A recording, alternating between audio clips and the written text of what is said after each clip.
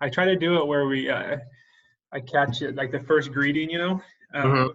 but I'll start the meeting and then I'll like sit here for 5 or 6 minutes waiting for the person to get here. So then I don't want to get on Camtasia and try to cut it and all that stuff. So No, that editing is way too much work. right, I'm not doing that. But the other thing is, like, I would liken that to the beginning of class where you don't have anything to say. Right, And you're just waiting there, and it's like everyone's staring at you. You're kind of like, oh, looking okay. around. Guess I should start. I just kind of look around and just be as uncomfortable as possible. That's good. It's working.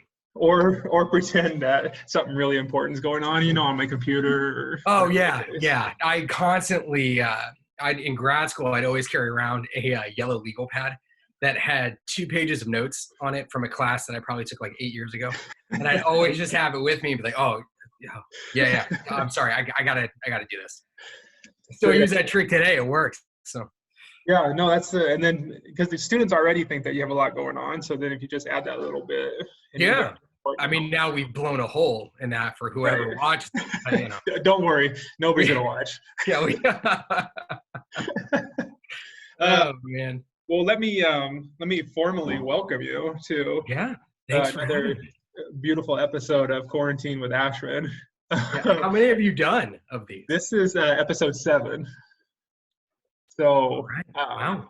I was joking with Annie about, I think I'm at the release season 2 or start recording season 2 pretty soon. I think a nice round 10 episodes should be good. I like that. Yeah.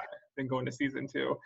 I have Dr. Bucco, Dr. Montero, a teacher from Turlock High. I think those are the 3 I have.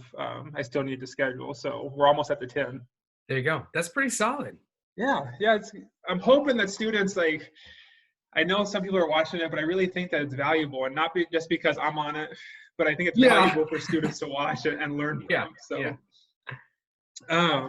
So here's my very professional I realize I didn't even ask if I should prepare anything. So this is full authenticity. Yeah, just you being there is enough for me.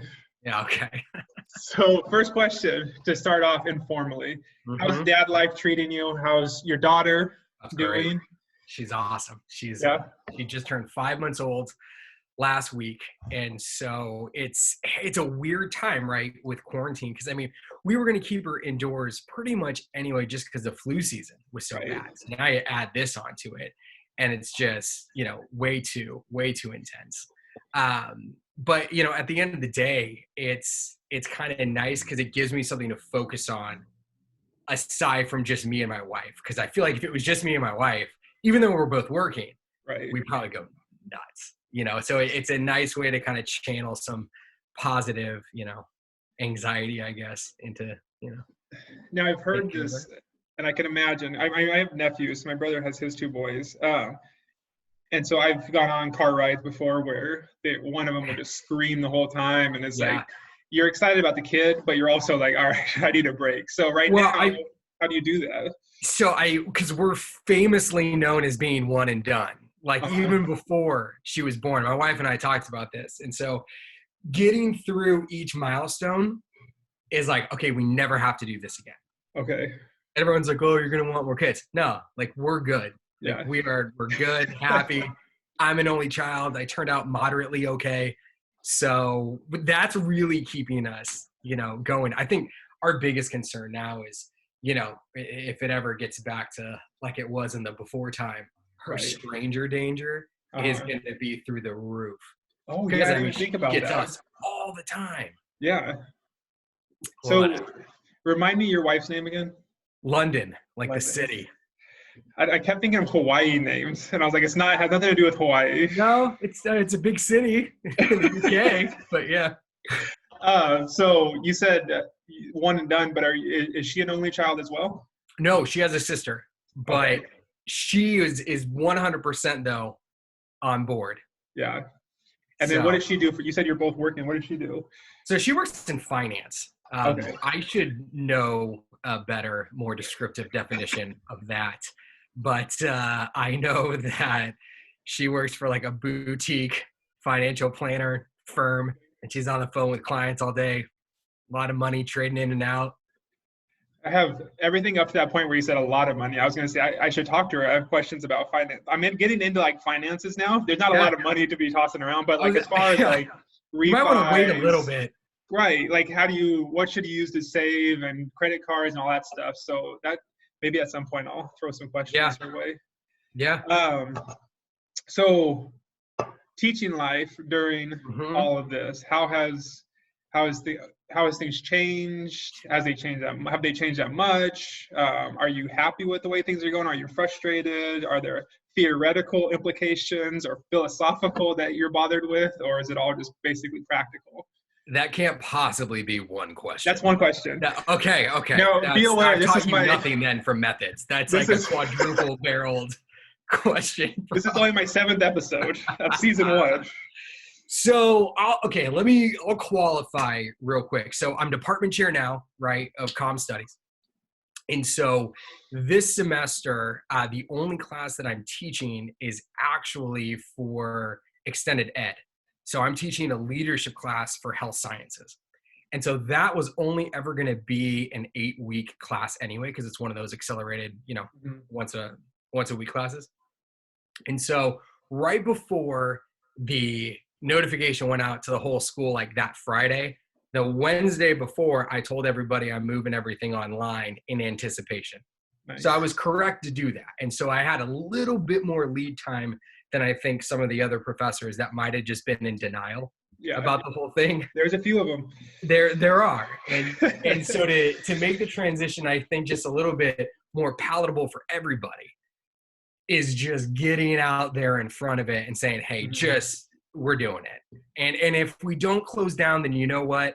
I'm going to utilize this as an opportunity to gain insight about what it's like in a crisis situation where we have to move things online. And so I was going to spin it, one way or another. Those students in that cohort model, like they've been doing it for almost like a year. They're a good group to do this with because they've taken online only classes before as a part of that program. So they didn't really skip too much of a beat, not so much as if someone's never taken, an online class and they're just getting thrown into it, and not just one, but, 4 to 6, depending upon, and then it's, every instructor has, a different skill set. And so. And freaking out and doing different things. Absolutely, or trying to be, this idealized version of self where you're like, okay, chief, like, you got to calm down. Like it's not helping anybody, to flex at all during this time.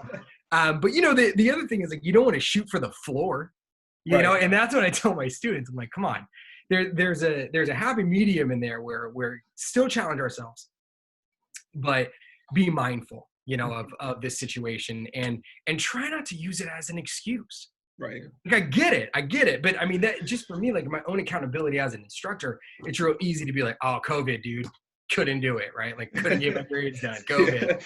And, and I only make light of it just because it's my coping mechanism, to deal with all of it.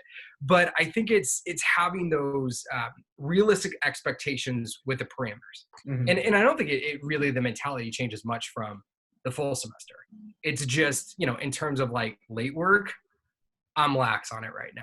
Right. Like, I mean, you got to turn it in at some point. Right. But, where before I'd be much more stringent. So I see my behavior changing in those ways, but the assignments are, pretty much the same, or I'll break them up so they're a little bit more, compartmentalized. So it's like, okay, I only have to do this, and then I could take a beat, and then I finish the assignment. So you're still doing the full thing. It just makes it feel like it's easier.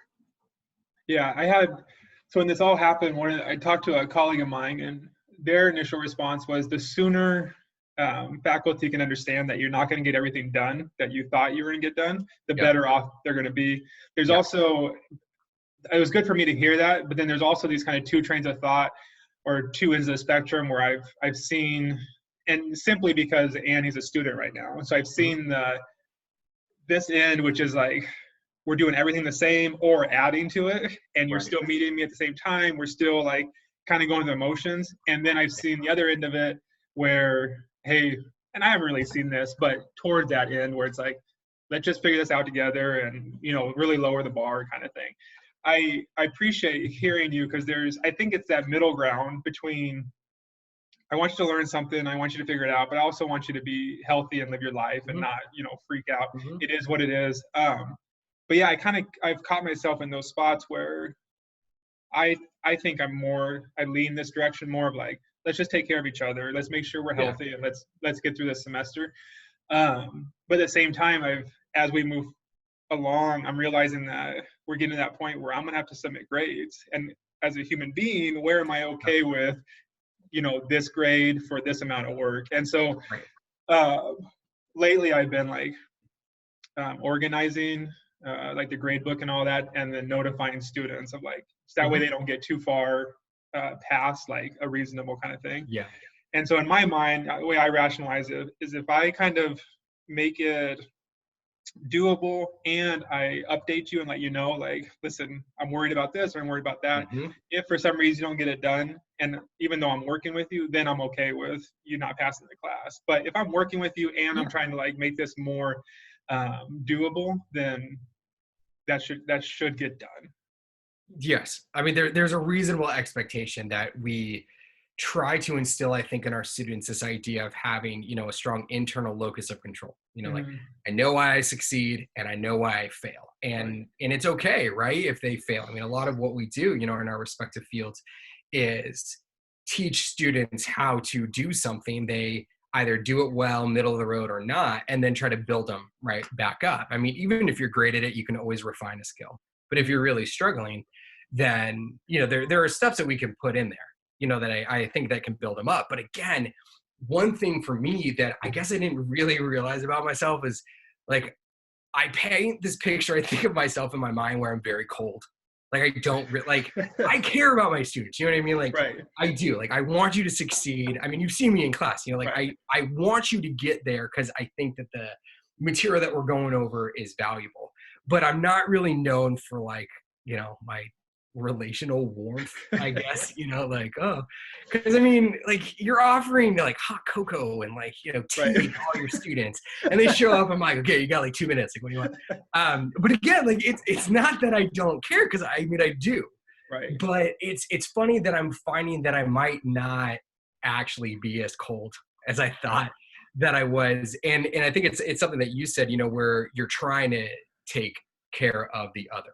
Individuals that are in that class. Because oftentimes I feel like it's almost like a 25-person independent study, Right. And I'm really working with each individual as they go through the paces.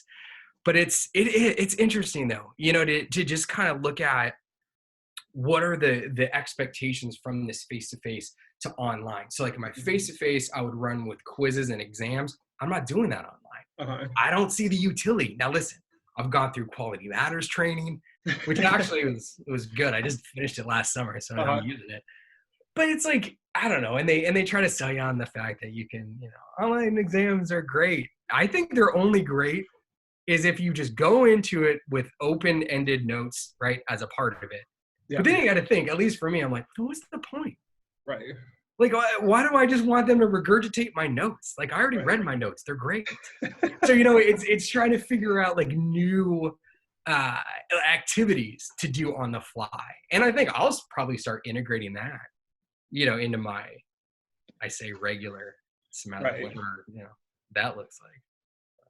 So there's two things kind of you hit on for me, which was, first of all, the caring thing and the relationship thing. I think we just all show it differently, right? So I think about when I was an undergrad or even in grad school right now, like one person showed that they cared about me by very similar to how I care about my students in that very like affectionate and personal kind of way. Another professor, I'll never forget it, told me when I first came to him to like do some more work, like, research work, his first words out of his mouth were that you don't know shit. That's going to be the hard part about doing this. But that same person, went to bat for me for a lot of things. And, it was just shown in a different way.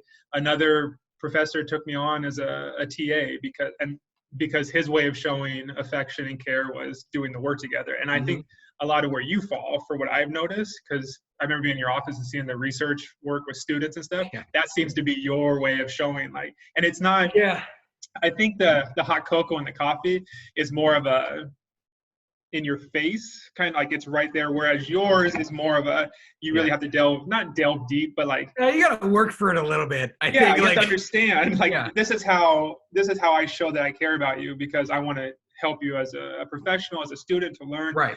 But I, at the same time, I think students, because they're so busy, or maybe they don't understand all the complexities of a university and education, that sometimes they don't get those things, like you really have to be able to understand that and process those things. And unfortunately, and that's with a lot of things, I think unfortunately there's a lot of things aspects of education that go by the wayside because students are conditioned and also busy to just, what do I need to do? Let me get it done. And we miss all those little like nuanced stuff that is really, to me, some of the most important things about education. Yeah.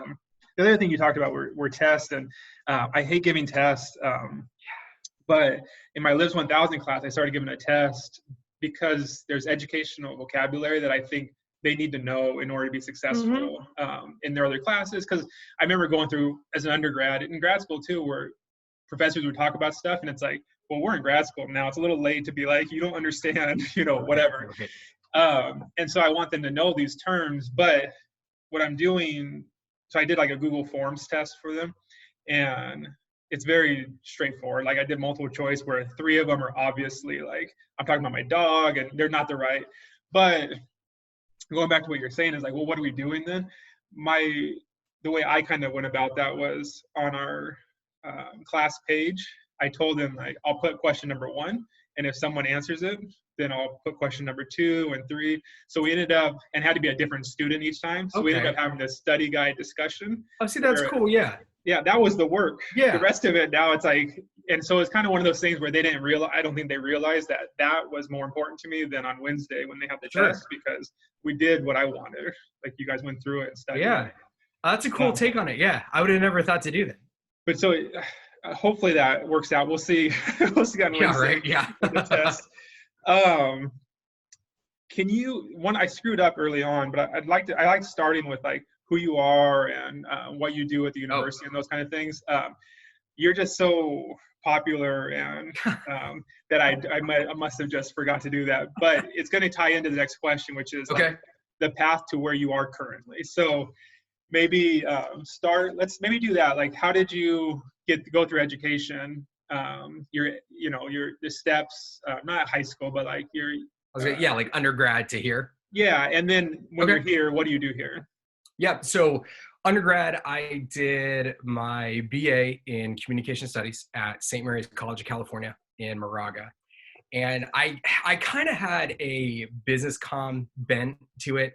I was given the freedom, because St. Mary's, we only had, probably about 1,200 students maybe, in my class. And so it was much more of a personalized education experience. So I was able to kind of do a biz comm focus. And then I think I realized, junior year, like I understood what communication was. Like I already had my, kind of quantitative bent to it. Like I enjoyed doing research projects, and I was a research assistant in TA in undergrad. But I realized in my junior year, I was like, oh man, I can't just graduate with like a generalist degree in comm right now. Like it wasn't enough for me, I think, to be able to really fully entertain what communication, like the study of, could do for me.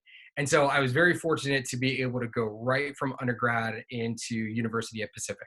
And so I did my master's degree there. And it was a little bit of a departure from business comm. And I went into interpersonal and then instructional communication. And so those were my 2 areas. I taught my first class at UOP, public speaking, which, many of us, cut our teeth on.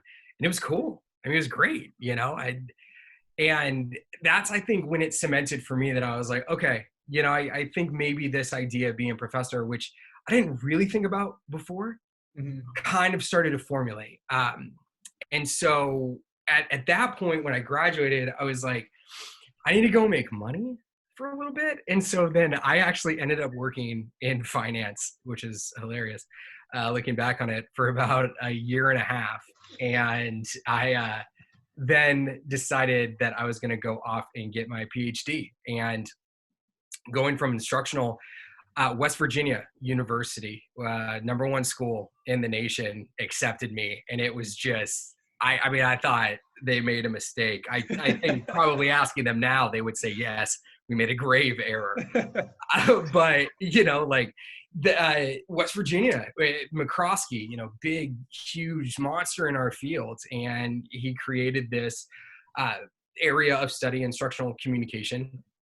And they had one of the first programs, and this was like the first PhD program that existed in the nation. And I mean, tons of heavy hitters. I mean, a lot of just amazing scholars, have come out of that program.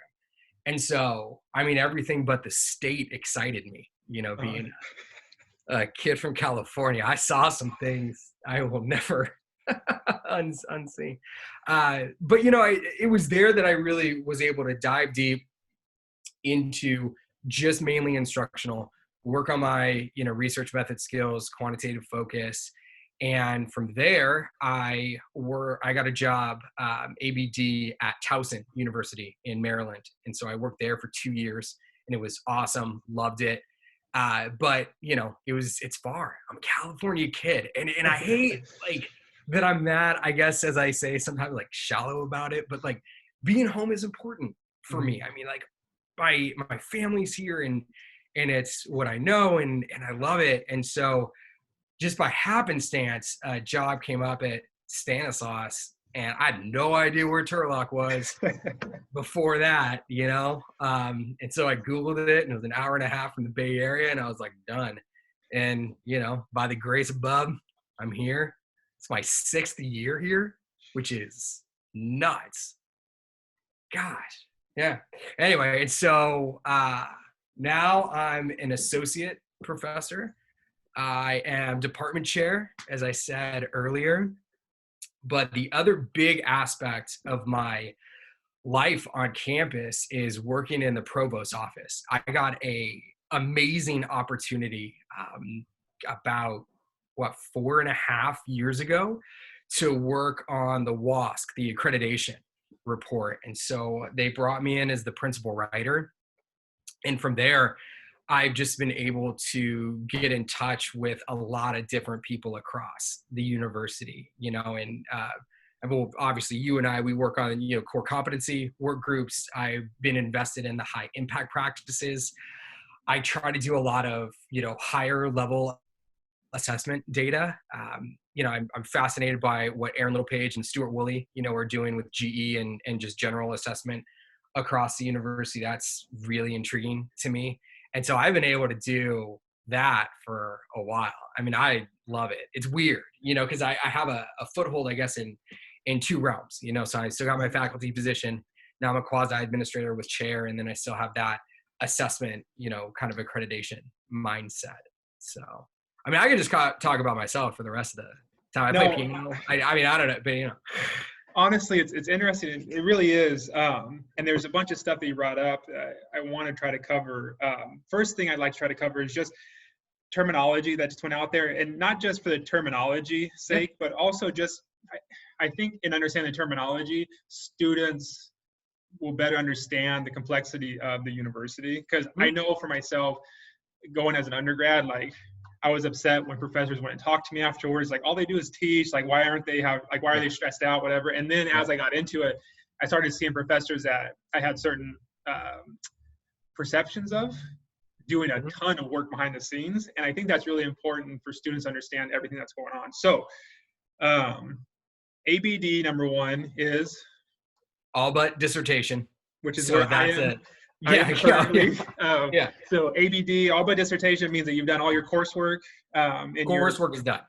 It's all done. You're just working on your dissertation. Right. And so oftentimes what will happen for many of us in the field just starting out, in your last year, you will be working on nothing but your dissertation. However, job calls go out starting really July, August. And then usually hiring decisions are made anytime between January and then about May. And so it's not uncommon for a student to apply for a position not having their dissertation done. You are considered as a finalist only if your dissertation advisor can prove, through a written letter or some sort of form, that you will be done when you say that you're going to be done. So the expectation in the field is that you're just done basically the August that you start. You mentioned associate professor. Can you walk us through, I guess, starting adjunct, part-time faculty, part-time lecturer, full-time lecturer, and then I'm not going to get this right, but assistant, associate, and then tenure? Full? No. So in your lecture pool, you have either full-time lecturers or you have part-time lecturers. And then on a tenure track line, it goes assistant is what you start out as. Now, everybody has 6 years to go for a promotion to associate and being awarded tenure. Now, you don't necessarily have to get them at the same time, but I mean, normally, so like I was here and then I went up early for associate, so I got a promotion and tenure at the same time. And then my next promotion, what I can go for is full professor. And then that's the highest you can get. So tenure, I know the majority of my students, if not the majority, are going to go into K-8, K-12. Yeah. I know tenure in K-8, K-12 is different than higher education. Yeah. So how would you, I'll be completely transparent. When I first started as undergrad and I heard tenure, I heard 10-year. Yeah, I know. And so in 10 years, that is not uncommon at all. Yeah. So I don't expect you to tell me how it differs from K-8, K-12, but can you give us a sense of the tenure timeline? So you have 6 years, but you could go up early. So since I was an assistant professor at Towson before I came to Stanislaus, I could have brought 2 years with me, which means that I could have gone up in year 4 or whatever it was. But I only brought 1 year just in case, because I didn't really understand. And the issue with tenure is that when you go from an assistant to associate with tenure, if you don't get tenure, then you're asked to leave the university. Okay. So it's not something that you can just have a couple shots at. Like you only get one shot at that. And so you really want to lay down the framework. And so for most institutions, it's all based on your teaching, your research, and your service. And so as long as you have been able to cultivate, excellence or near excellence, in those 3 realms, then when you go up, then you're, for the associate and for tenure, then it gives you the justification for, why the university would want to hold on to you. Because tenure is huge. I mean, I have job security, which I realize I'm exceedingly fortunate. I mean, I worked hard for it. Right. But it's something that, individuals certainly don't take, lightly. Mm-hmm. And so, the normal clock is 6 years.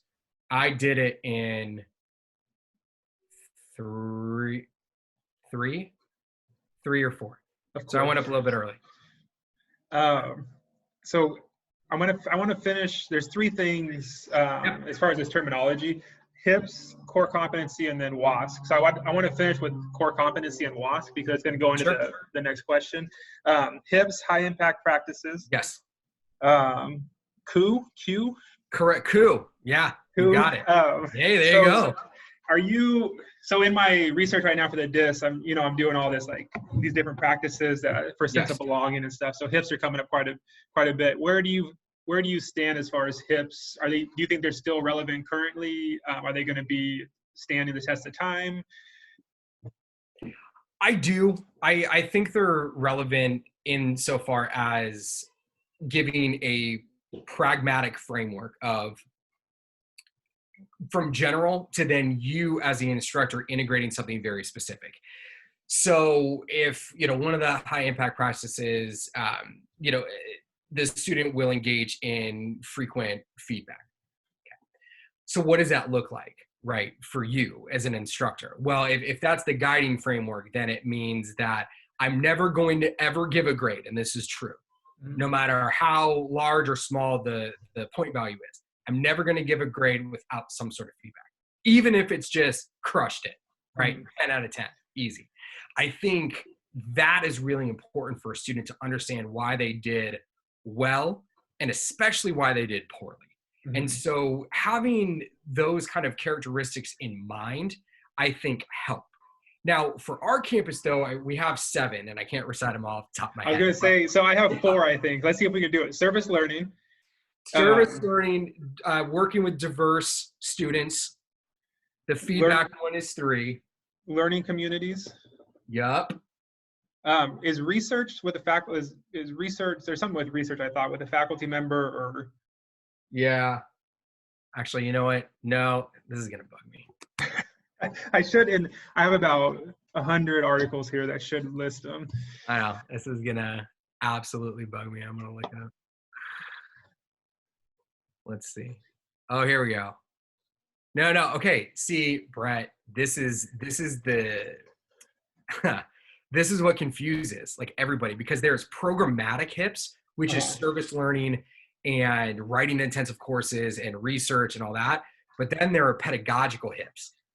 And that's what like Gerard is trying to cultivate on our campus. So that's the students devote considerable time to task. Mm-hmm. Students engage in conversation with faculty peers about substantive matters. Students experience diversity. Oh, did you just put it up? Yeah, this is not the pedagogical one. This is the. No, yeah, those are the programmatic ones. Right. Yep. So technically you could do the characteristics inside of any of these programmatic ones. Okay. And see, for me, right, like I look at these, brief descriptions of a programmatic HIP, and for me, that's way too broad. Like that causes me anxiety. So it's like, oh, have a group project. I'm like, no, right? Like that's not enough. Like it has to be much more structured, because in my mind, I think if you're going to, well, obviously this comes from my assessment background, but if you're going to say that a student took away blank or learned blank, how exactly do you know that happened? Right. Like you have to operationalize it in some way. And so I look at these characteristics of, if it's like, they devote considerable time, well, then what's that time? Is it, ratio level measure, right? How many hours or how many weeks? That's something that I can kind of hold on to and then showcase, hey, students, if you engage in these types of, study, habits or whatever, then you'll see these results. And I think that's much more, powerful. I like that idea though of combining those things. So having those programmatic ones, but then also saying, like having someone like you at the university who says, we're going to do this. And this is kind of the umbrella. But I've found that this much time in service learning, or I was reading something the other day that said year 1 and year 4 or year 5 for service learning is really effective, but those 2, 3, 4, they kind of fall by the wayside. Sure. Which I was like, that's strange. And then of course you go on a path that you're not supposed to for your dissertation, but that was interesting to me. But that goes back to what you're talking about, is doing the assessment and learning that rather than just saying service learning is good broadly. Right. Because I mean, you can't just say, oh, I took service learning, so I'm a better student. Right. I don't disagree with that statement, but I mean, there are, those nuances that each student is going to pull out of that experience that I think is worthy of studying. Yeah. So for the millions watching, high impact practices, look those up. Those are beneficial to just be aware of. Yeah, absolutely. Well, because it's in our strategic plan. I mean, Ellen wants, Ellen, we all want, students going through at least 3 of them. Mm-hmm. So, like KCSS, our radio station is a high impact practice. My speech capture and analysis, that's high impact practice. So. And didn't Koo just recommend 2 within the? I think, I don't know. The most recent one that he suggested was doing like an e-portfolio. Okay. Like that I know. And then I think you're right. I think you added one more. But I think that for students even teaching in K-8 or K-12, just looking through those and understanding what those are, that's beneficial for you as well. Yeah. Oh, for sure. Core competencies. There's 6 of them now. Yes.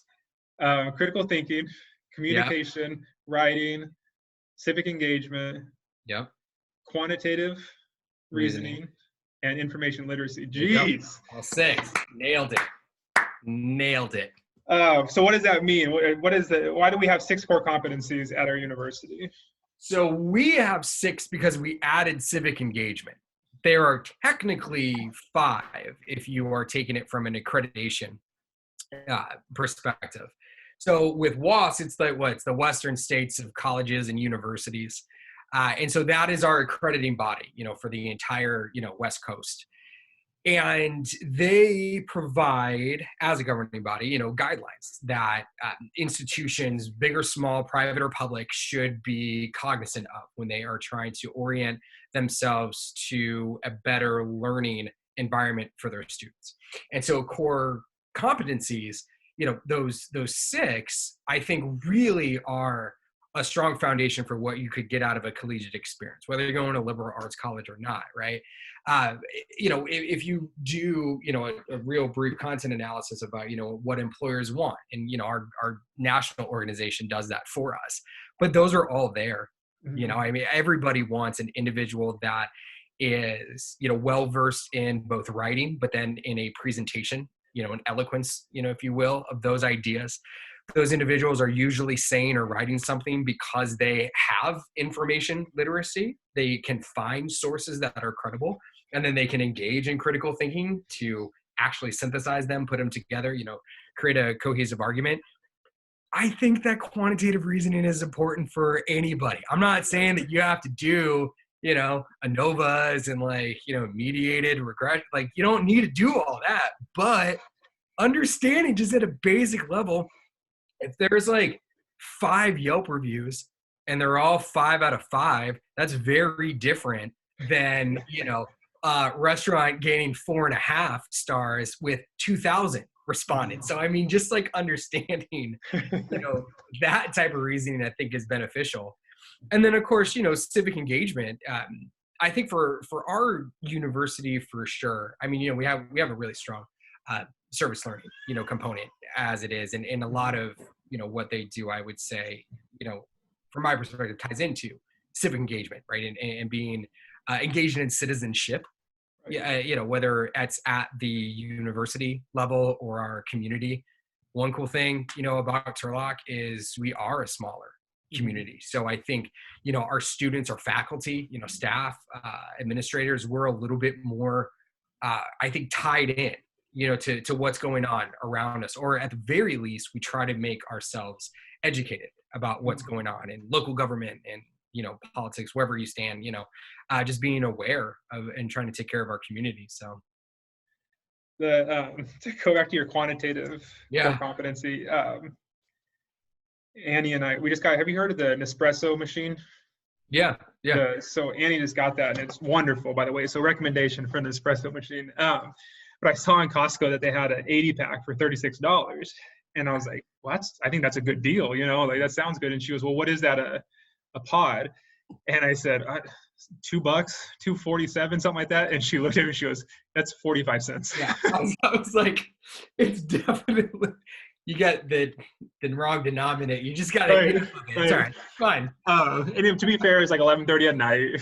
But yeah, so just those things where it's understanding that makes no sense at all, that $2 for.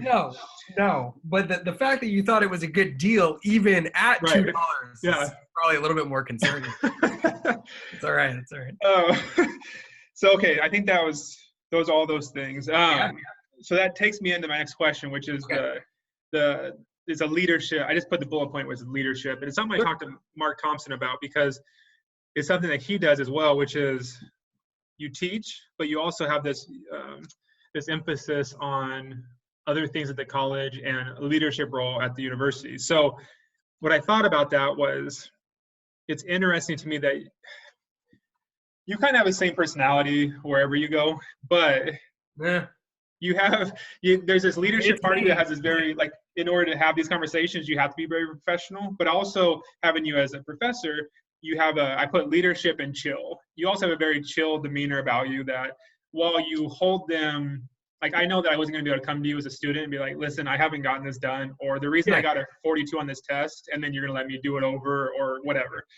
But at the same time, I also knew that you cared about us in the classroom, and that you had a very relaxed kind of environment where we felt comfortable. So I guess the question that comes out of that is, why have you taken on leadership roles? Why is that important to you?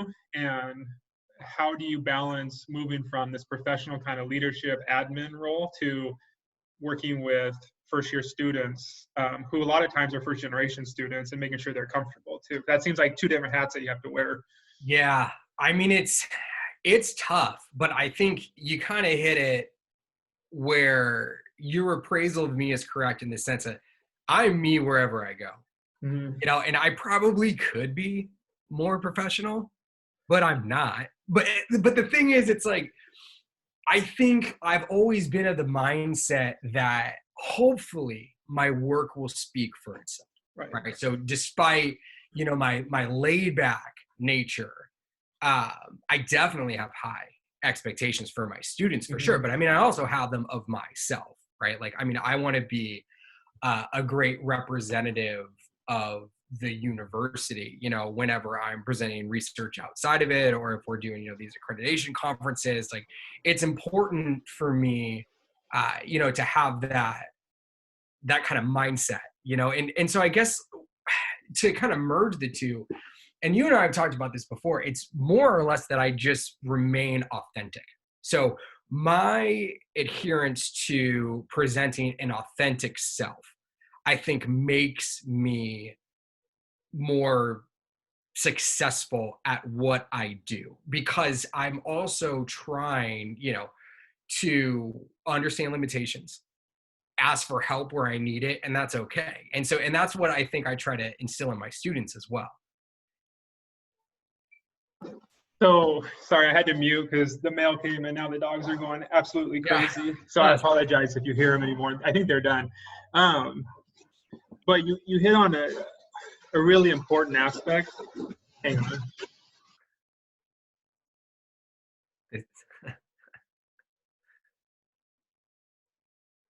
All right, we're back. Working from home. I'll show you, Conan. She'll jump up on that window. When I first got into education, it was as a high school baseball coach. And I remember a professor at MJC, who was my English professor. He came out. He was a baseball guy too, and he came out, and we were just talking on the like in the foul territory. And he said, for advice, whatever you do, be genuine and be authentic to who you are, because your students or your ball players will know right off the bat that you're not that hard ass that you're thinking about, or that you're pretending to be, or that really soft, you know, oh, whatever, like it's just not going to come off genuine. So be who you are. And that stuck with me for the last 5-6 years of doing that. So I think you're absolutely right in that aspect. They pick up on that. And I don't think students can connect with you if you're not being as genuine and authentic as possible. And students want to connect. They want to know that you're a human being just like them. And so I think that's really important.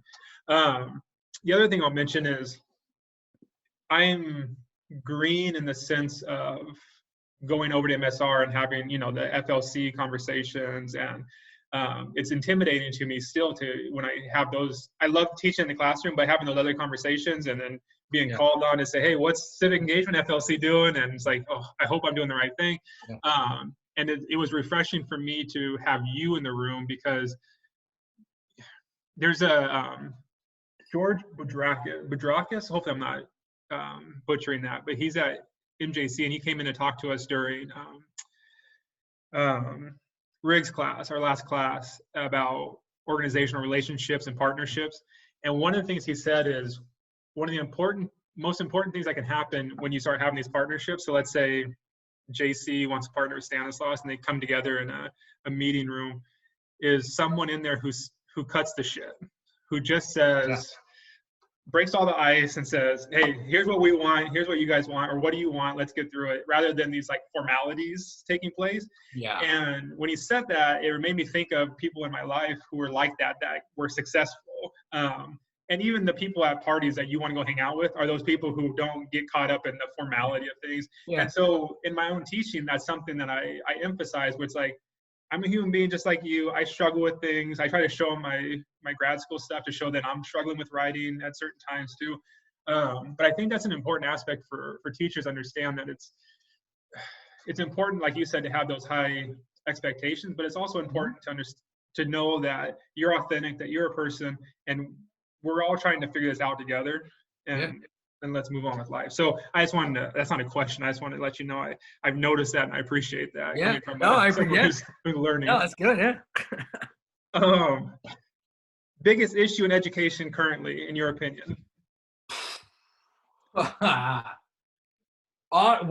I mean, I'm gonna not I mean, should we talk about the COVID stuff? You know, because I mean, that's obviously the biggest issue. I mean, I think the biggest issue before all of this, Yeah.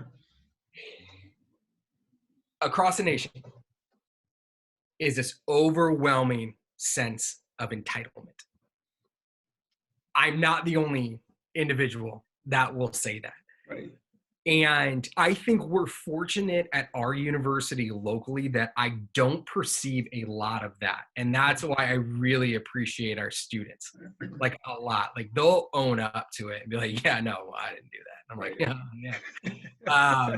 But, you know, and just like not have that expectation that you're gonna give it to me. And you can attribute that to, you know, a myriad, you know, of reasons. Mm-hmm. Ones that I'll never know, but certainly that I appreciate, right? That we do have students that'll, you know, come, they want to learn, they got a little bit of intrinsic motivation, you know, they see the value of education, you know, they also want to apply it vocationally. I love that. Mm-hmm. But, you know, there is this kind of, you know, undertone that it's like, well, I showed up, so what are you going to give? I'm like, kind of doesn't work that way, dude. Like, it's not, you know, that much of a, you know, exchange of goods and services.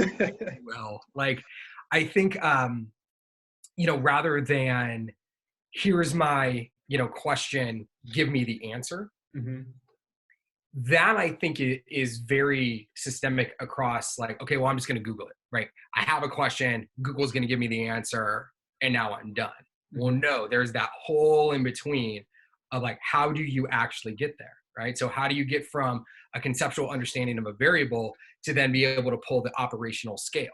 I could give it to you, but then you miss out, right, on that whole, you know, center part where I think the real learning and the repetition and the deeper understanding of it actually exists. Mm-hmm. And so I try to mitigate those instances, you know, of kind of feeding into the entitled students by making assignments that are much more challenging that you can't just do by dropping in an answer. Mm-hmm. But it's tough though, because I mean, I get it, right? Like I went to, you know, private school for my undergrad, and you know, it's expensive, so you definitely want a return on your investment. But I think you also need to, you know, it's easier for me to say it now because I'm on the other side of the desk. But you know, as a student though, it's, I think, I guess, engaging in the willingness to challenge. Mm-hmm. I would want that to be a stronger position than I'm here, give me what I need, and like let me leave. Where do you think? So I agree across the board with what you said. I can, except there's one aspect I want to kind of discuss a little bit more. But I've seen that same kind of customer relationship where I've paid, I'm here, I'm going to sit back. And I always use the terminology passive. So I'm a passive student. You're supposed to do these things for me, and then things will get better. Where do you think, I have my own theories, but where do you think why do you think that's happening?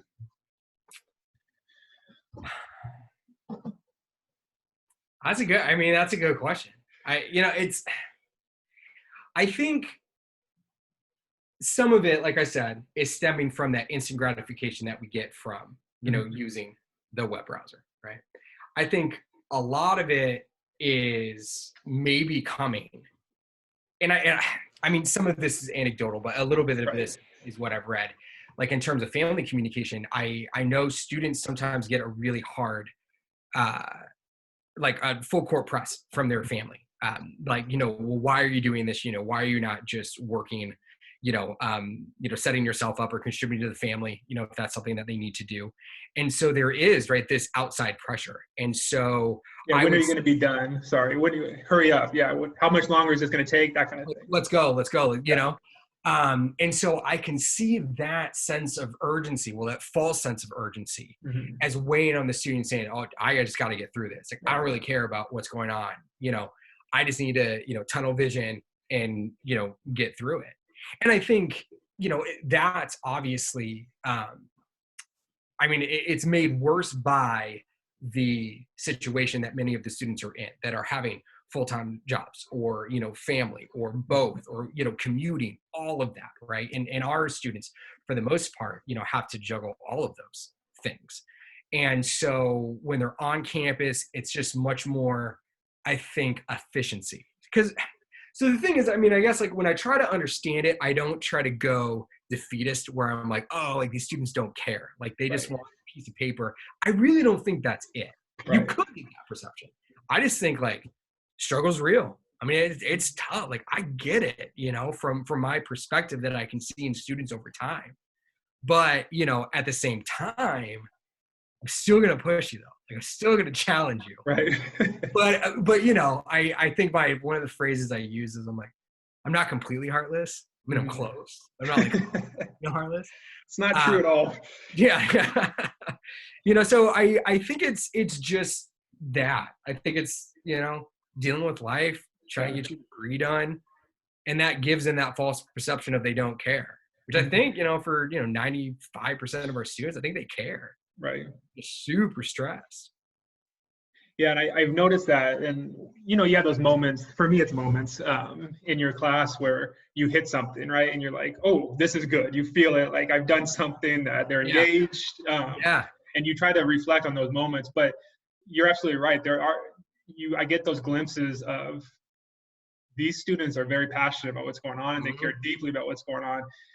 And so I get so frustrated when I hear colleagues who say things like, they don't care, whatever. You've heard all the different things.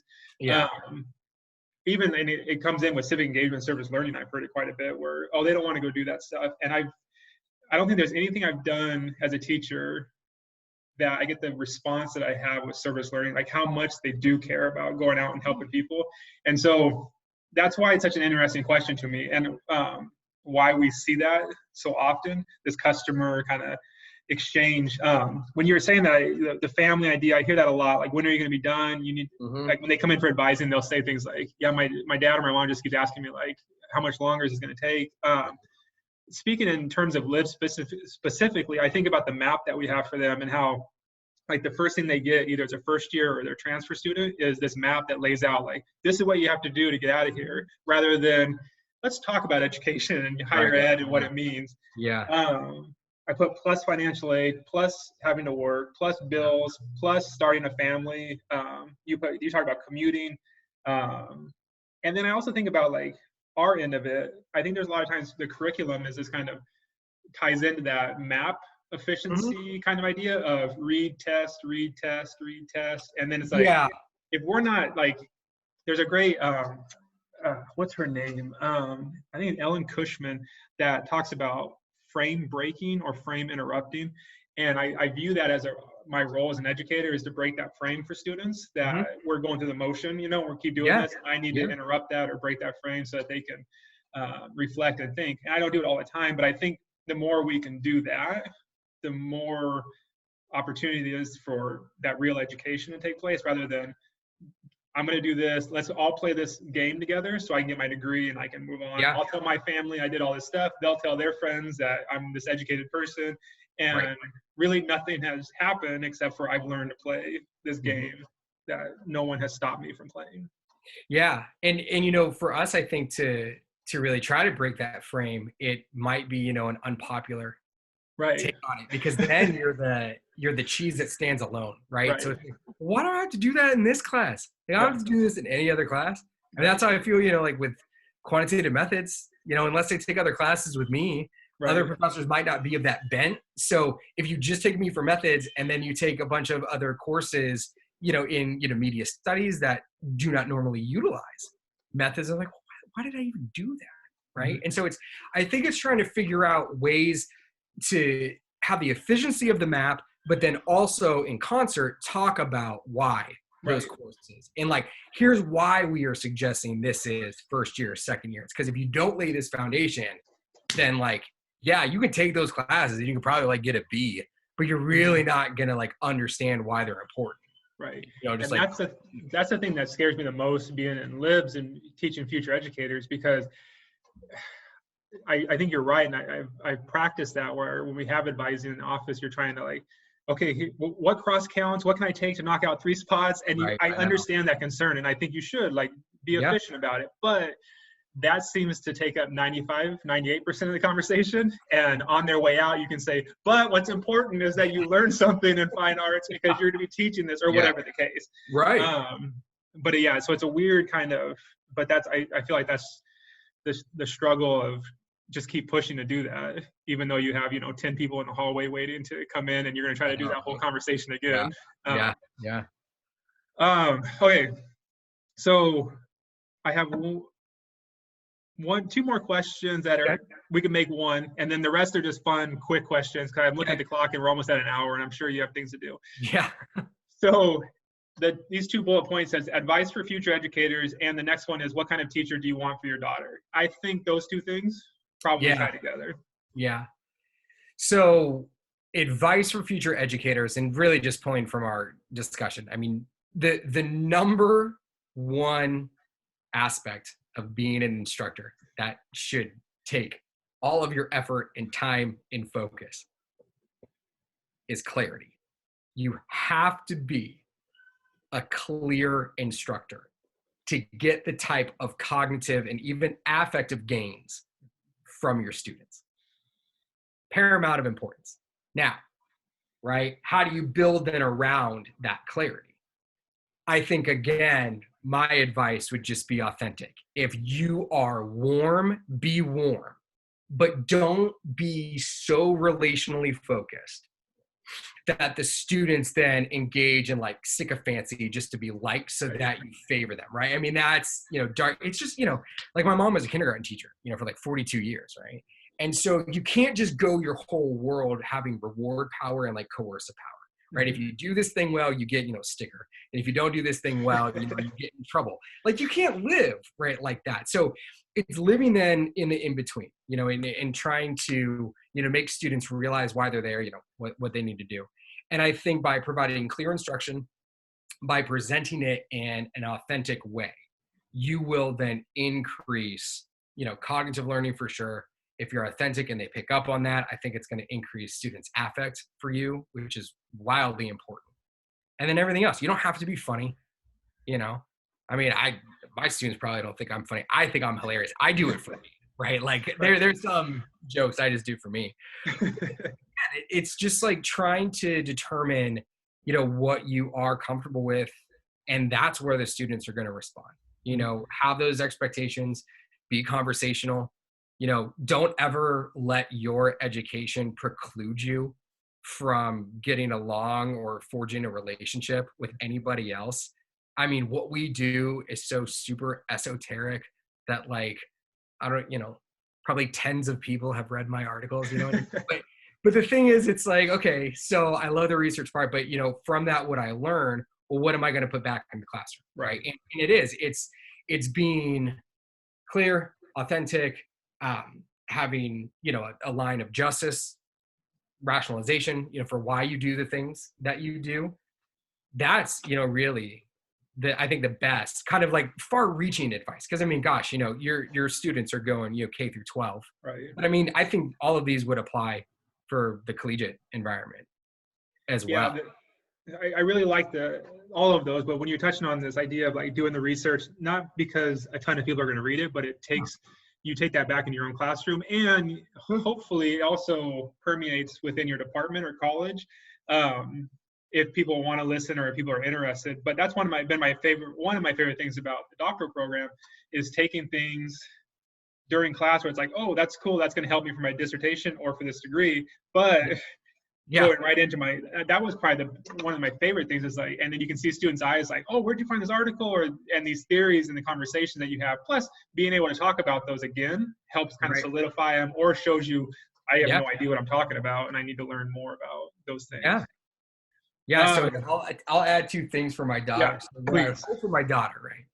And I'm thinking now just like K through 12. And I think I would definitely want a educator that is confirming and that would engage in personalized education. Because I'm thinking, with my mom, if she like, and kind of going along with like early indicators of certain learning disabilities, that she did not have, the expertise, with like dyslexia. She wouldn't be able to help in that realm. However, she could guide that individual to getting help early on. And I think it's important to have, through personalized education, if you try to do an activity a couple of different ways and you're starting to see a pattern, that could be an early warning sign. I mean, I think that's, something that I would really value. Because, there's like, hopefully, right? Like we're getting rid of this stigma that, like learning disabilities, like, oh, you're not supposed to talk about them, and it's sad. Yeah. I mean, my wife has, our Uncle Steve, he had, paralyzing dyslexia, but nobody talked about it, and he went to, high school, like in the early 70s, and people didn't really know, too much at the time, like how to deal with it. And so you never, hopefully in 2020, right, we're a little bit more open to that. And we have, thankfully, so many more resources, available to us. And so, I mean, hopefully, my daughter won't have to go through such challenges, but I would like somebody, especially early on in her education, to not be afraid to engage in those kind of difficult conversations. Yeah, I like both those, but the personalized, I just relate to my own teaching and advising and stuff. There's a lot of opportunities for me to hear something from a student and then just like, well, that's not what I do, so good luck with that. Yeah, right, yeah. But because that personalization takes more effort to do those kind of things. And so I think that's extremely important. Instead of just saying, well, here's a curriculum and you either figure it out or you don't, I don't care, what's going on in your own life or whatever. Or to say, here's the curriculum, these 17 students are crushing it, doing a good job, but these 8 are struggling, and these 4 specifically are struggling because of these reasons. How can I change that around? And that gets into, the professional nature of education and teaching, and the pay that isn't adequate for what real educators do. Yeah. So that's a dilemma that a lot of students are going to have to wrestle with as they move forward. So the last 3 are all just fun. Okay. I'll start with the second one. How does it feel to be the best dressed professor on campus? Man, I miss putting on actual clothes. I've just been rocking like have you ever watched AP Bio? No. It's actually pretty funny story. Anyway, the main character on that, he wears sweatpants, like a t-shirt and a cardigan. And that's basically what I've been wearing like every day. Like I'm trying to keep like some semblance of class. You know what's funny though is because people will ask me like, oh, well, like why do you put on, sport coats and like wear ties and stuff like that? Because, for the most part, right, professors can just roll in like super chill, rainbows, like whatever. And I think it started for me when I was a TA and I was the same age, if not younger, than some of my students. And now, with our varied student body, I am younger than some of, my students. And so that was the uniform, right, for me that gave me that sense of self-perceived credibility that I was here, I had a tie, I was, sport coat. I look like I was supposed to be there because I guess I worry that if I just dress like myself, then they'd be like, dude, what are you doing? Right. And it does. It's funny, like, because there have been times like on exam day, I'll roll in, even like a t-shirt and a cardigan, like jeans. And people are like, whoa. I'm like, calm down. Like, it's exam. Yeah. Like, I'm not. Yeah. No, so I mean, I do. I take pride in it. But yeah. But I agree with you. And part of it is that perceived credibility that you feel, or I feel, and I think most new teachers feel inadequate. And why are these students going to listen to me? And I think that takes place probably more so in higher education since you're working with adults. So I think part of it is that it makes me look like I know what I'm talking about. At the same time, part of my goal in teaching is to get to a point where I wear shorts and a t-shirt and I'm relaxed. You will. But that goes with, to me, it goes with experience and age, which goes back to credibility. Absolutely, yeah. Peloton, how's that going? Oh, it's good. It's funny. So my wife is really liking these power zone workouts. And so I tried to do one this morning, but you know how sometimes in like the brand new classes, sometimes the metrics won't go? And so I'm like, there was like an 11-minute warm up, and I was like, what is this? And so I kept going. She's like, you should be in zone 4. I'm like, I see no zones because it didn't go. Yeah. So then, so I did a Cody Rigsby class. That guy cracks me up. Yeah. Alex Toussaint is good though. Like I get it. It's funny because I can see like which classes you've taken now. It's like I've taken like 2 that you've taken. And I'm like, good. Alex Toussaint, Robin, and then you're talking about the Power Zone, Matt Wilpers. Yeah, that's who my wife is. Yeah. I love him. I try that tomorrow. I haven't got Annie to do the Power Zone so that she can get the metrics up there. Yeah. But that first one, in order to get the metrics up there, doing that Power Zone that was horrible. The 30 minutes of just like increase. There's no relaxing. Yeah, that was a good time. But I'd lose my mind if we didn't have it though. Right. That's like, now in quarantine. I mean, it's been amazing. Yeah. I mean, when my daughter lets me do it. You just hold her and go after it. Yeah. I just saw Mount Wilpers has a 90-minute one that I'm not going to do today, but I'm thinking I'll try that. Last one, recommendations for students. What are you excited about currently, whether it's educationally based or whatever? What are you reading? What are you watching? What can we be doing to pass the time during this quarantine? Like to prep for school or just like for fun? Both. Yeah. Let's do it for fun. We talked about academics enough. Just for fun. You mentioned AP Bio. Yeah, AP. That was a recommendation from one of my buddies from grad school. It's pretty entertaining. It's like this guy that I think he was a philosophy professor at Harvard, and he got fired for some reason, and he's back in his hometown in like rural Ohio, and he's a substitute teacher, and they put him in a bio class. So he doesn't teach him bio. All he does is he like comes up with revenge strategies for like people that have wronged him in his hometown. So it's absolutely absurd. But I'm trying to think what I just got through. Black Sails I just started on. I haven't heard of that. And it's like kind of loosely based on Treasure Island, which I really enjoyed reading, like when I was in grade school. So that was fun. I mean, we have Disney Plus, so I mean, we like crushed through The Mandalorian.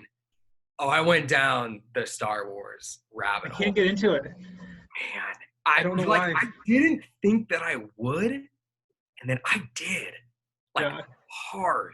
And Greg Jackway has fed into this because he's huge into it.